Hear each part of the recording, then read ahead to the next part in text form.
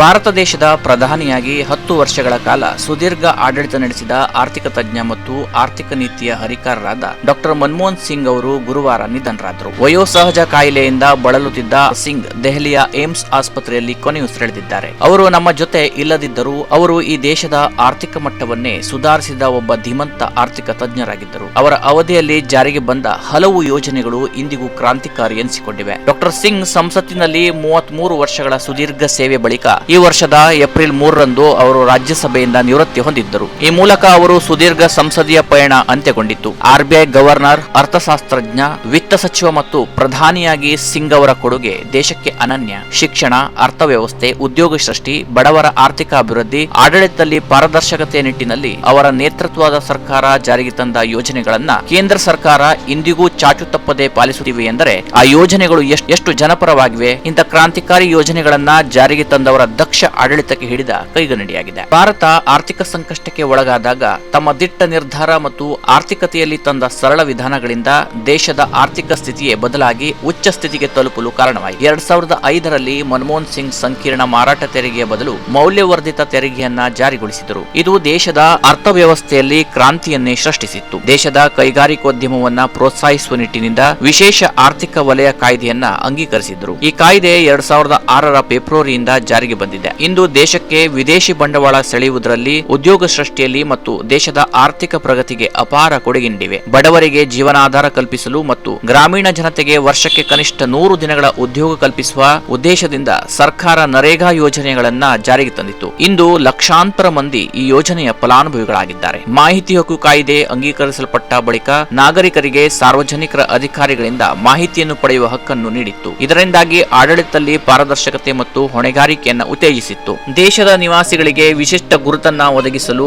ವಿವಿಧ ಸೇವೆಗಳಿಗೆ ಪ್ರವೇಶವನ್ನ ಒದಗಿಸಲು ಆಧಾರ್ ಯೋಜನೆಯನ್ನು ಇವರ ಅವಧಿಯಲ್ಲಿ ಆರಂಭಿಸಲಾಗಿತ್ತು. ಪ್ರಸ್ತುತ ಈಗ ಆಧಾರ್ ಕಾರ್ಡ್ ಪ್ರತಿಯೊಂದಕ್ಕೆ ಅನಿವಾರ್ಯವಾಗಿದೆ. ನೇರ ಲಾಭ ವರ್ಗಾವಣೆ ವ್ಯವಸ್ಥೆಯನ್ನ ಜಾರಿಗೆ ತಂದಿದ್ದರಿಂದ ಇಂದು ಕಲ್ಯಾಣ ನಿಧಿ ವಿತರಣೆಯನ್ನ ಸರಳೀಕರಿಸಿ ಮತ್ತು ಅನೇಕ ಲೋಪದೋಷಗಳನ್ನ ತೆಗೆದುಹಾಕಿತು. ಕೃಷಿ ಬಿಕ್ಕಟ್ಟನ್ನ ನೀಗಿಸಲು, ರೈತರನ್ನು ಸಾಲದ ಸುಳಿಯಿಂದ ಹೊರತರಲು ಡಾಕ್ಟರ್ ಮನಮೋಹನ್ ಸಿಂಗ್ ಅವರು ಕೃಷಿ ಸಾಲ ಮನ್ನಾ ಮಾಡಿದ್ದರು. ಸುಮಾರು 60,000 ಕೋಟಿ ರೂಪಾಯಿಗಳ ಸಾಲ ಮನ್ನಾ ಮಾಡುವ ಮೂಲಕ ರೈತರಿಗೆ ಪರಿಹಾರ ಒದಗಿಸುವ ಕಾರ್ಯ ಮಾಡಿದ್ದರು. ಇನ್ನು ಮನಮೋಹನ್ ಸಿಂಗ್ ಭಾರತಕ್ಕೆ ಜಾಗತೀಕರಣವನ್ನ ಪರಿಚಯಿಸಿದ ಕೀರ್ತಿಗೆ ಪಾತ್ರರಾಗಿದ್ದಾರೆ. ಅವರು ಹಣಕಾಸು ಸಚಿವರಾಗಿದ್ದಾಗ ಭಾರತದ ಆರ್ಥಿಕತೆ ಸಂಪೂರ್ಣ ಹದಗೆಟ್ಟಿತ್ತು. ಮುಕ್ತ ಮಾರುಕಟ್ಟೆಯೊಂದೇ ದೇಶದ ಮುಂದಿನ ಮಾರ್ಗ ಎಂದು ಬಲವಾಗಿ ನಂಬಿದ್ದವರು ಅದಕ್ಕೆ ಅನುಗುಣವಾಗಿ ಕಾರ್ಯಪ್ರವರ್ತರಾದರು. ಸಿಂಗ್ ಪ್ರಧಾನಿಯಾಗಿದ್ದ ಸಂದರ್ಭದಲ್ಲಿ ದೇಶದ ಜಿಡಿಪಿ ಅತಿ ವೇಗದಲ್ಲಿ ಪ್ರಗತಿ ಹೊಂದಿತ್ತು. 2006 ಮತ್ತು 2007ರಲ್ಲಿ ಜಿಡಿಪಿ ಶೇಕಡ 10.08 ದರದಲ್ಲಿ ಪ್ರಗತಿ ಹೊಂದಿತ್ತು. ಅದೇ ರೀತಿ 2009ರಲ್ಲಿ ಜಿಡಿಪಿ ದರ ಶೇಕಡ 9ಕ್ಕೆ ತಲುಪಿತ್ತು. ಆ ಮೂಲಕ ಭಾರತ ಅತಿ ವೇಗದಲ್ಲಿ ಬೆಳೆಯುತ್ತಿರುವ ವಿಶ್ವದ 2ನೇ ದೊಡ್ಡ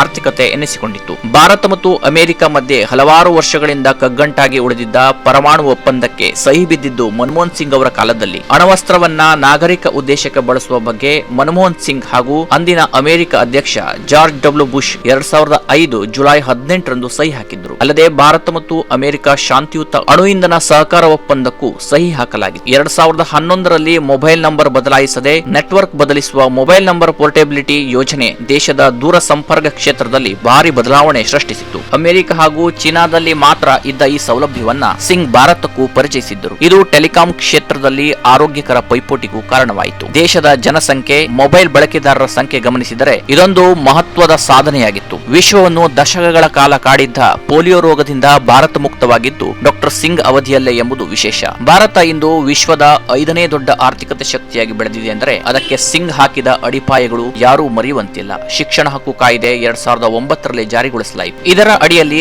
6 ವರ್ಷದಿಂದ 14 ವರ್ಷದೊಳಗಿನ ಮಕ್ಕಳಿಗೆ ಉಚಿತ ಮತ್ತು ಕಡ್ಡಾಯ ಶಿಕ್ಷಣ ಪಡೆಯುವ ಹಕ್ಕನ್ನ ಕಲ್ಪಿಸಲಾಗಿದೆ. 2 ಅವಧಿಗೆ ಪ್ರಧಾನಿ ಆಗಿದ್ದಾಗ್ಯೂ ಮಿತ ಭಾಷಿಗರಾಗಿದ್ದ ಡಾಕ್ಟರ್ ಸಿಂಗ್ ಅವರನ್ನ ಅವರ ವಿರೋಧಿಗಳು ಮೌನಿ ಪ್ರಧಾನಿ ಎಂದೇ ಗೇಲಿ ಮಾಡುತ್ತಿದ್ದರು. ಅಲ್ಲದೆ ಡಾಕ್ಟರ್ ಸಿಂಗ್ ಅವರು ಸೋನಿಯಾ ಗಾಂಧಿ ಅವರ ಮೂಗಿನ ನೇರಕ್ಕೆ ಕಾರ್ಯನಿರ್ವಹಿಸುತ್ತಾರೆ ಎಂದೆಲ್ಲ ತಮ್ಮ ರಾಜಕೀಯ ವಿರೋಧಿಗಳು ಜರಿಯುತ್ತಿದ್ದರು. ಆದರೆ ಇಂಥ ಆರೋಪಗಳಿಗೆಲ್ಲ ಮೌನದಿಂದಲೇ ಉತ್ತರಿಸುತ್ತಿದ್ದ ಡಾಕ್ಟರ್ ಸಿಂಗ್ ಅವರು ಸರ್ಕಾರದ ಆಡಳಿತದಲ್ಲಿ ಪಾರದರ್ಶಕತೆ ಕಾಪಾಡುವ ಸಲುವಾಗಿ 2005ರಲ್ಲಿ ಆರ್ಟಿಐ ಮಾಹಿತಿ ಹಕ್ಕು ಕಾಯ್ದೆ ಜಾರಿ ಮಾಡಿದ್ದರು. ಸರ್ಕಾರದ ಯಾವುದೇ ಸಂಸ್ಥೆಯೊಂದರಿಂದ ಯಾವುದೇ ಮಾಹಿತಿ ಕೋರುವ ಅಧಿಕಾರವನ್ನ ಸಾಮಾನ್ಯ ವ್ಯಕ್ತಿಗೆ ಈ ಕಾಯ್ದೆ ದಯಪಾಲಿಸಿತ್ತು. ಈ ಮೂಲಕ ಭ್ರಷ್ಟಾಚಾರ ವಿರುದ್ಧ ಹೋರಾಡುವ ಕಾರ್ಯಕರ್ತರಿಗೆ ಒಂದು ಅಸ್ತ್ರವನ್ನ ಒದಗಿಸಿಕೊಟ್ಟಿದ್ದರು. ಡಾಕ್ಟರ್ ಸಿಂಗ್ ನಾಯಕತ್ವದಲ್ಲಿ ಕೇಂದ್ರ ನಗರಾಭಿವೃದ್ಧಿ ಇಲಾಖೆಯು ದೇಶದ ಬೃಹತ್ ನಗರಗಳ ಆಧುನೀಕರಣಕ್ಕಾಗಿ ಆರಂಭಿಸಲಾದ ಯೋಜನೆಯೇ ಜವಾಹರ್ಲಾಲ್ ನೆಹರು ರಾಷ್ಟ್ರೀಯ ನಗರಾಭಿವೃದ್ಧಿ ಮಿಷನ್ ನಗರ ಪ್ರದೇಶಗಳ ಜೀವನ ಮಟ್ಟ ಸುಧಾರಣೆ ಹಾಗೂ ಮೂಲಭೂತ ಸೌಕರ್ಯಗಳನ್ನ ಮೇಲಿನ ಸ್ತರಕ್ಕೆ ಕೊಂಡೊಯ್ಯಲು ಪ್ರಮುಖ ಕಾರಣವಾಯಿತು. ಇನ್ನು ಭಾರತದ